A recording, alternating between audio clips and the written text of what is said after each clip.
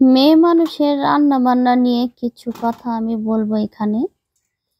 আর কথাগুলো আসলে কিন্তু অনেক গুরুত্বপূর্ণ। অবশ্যই আপনারা শুনবেন।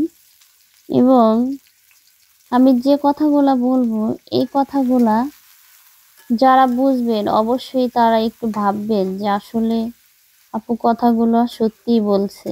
সেটা কি জানেন?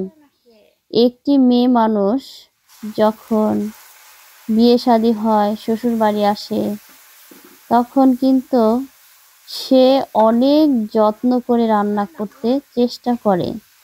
হয়তো পেরে ওঠে কেউ, আবার পেরে ওঠে না। আবার কারো রান্না ভালো হয়, আবার কারোটা বেশি ভালো হয় না। কিন্তু আসলে কিন্তু চেষ্টা সে ঠিকই করে। কিন্তু দিন শেষে কথা শুনতে হয় যে একটু ভালো না, তুমি ভালো রান্না করতে পারো না।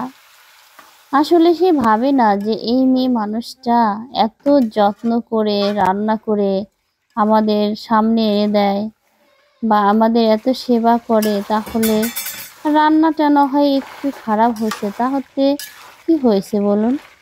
তাকে একটু উৎসাহিত করলে কিন্তু সে আর একটু সাহস পায়।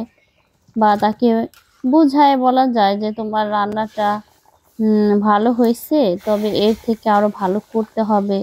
এরকম কিছু বললে দেখা যায় যে বোঝার সে তো বুঝবেই যে আসলে আমার রান্না আরো ভালো করতে হবে। কিন্তু সবাই তো আর ভালো না রে ভাই। দিন শেষে তার কথা মানে শোনানোর মানুষের অভাব থাকে না। আর মেয়ে মানুষের জীবন আসলে অনেক কষ্টের।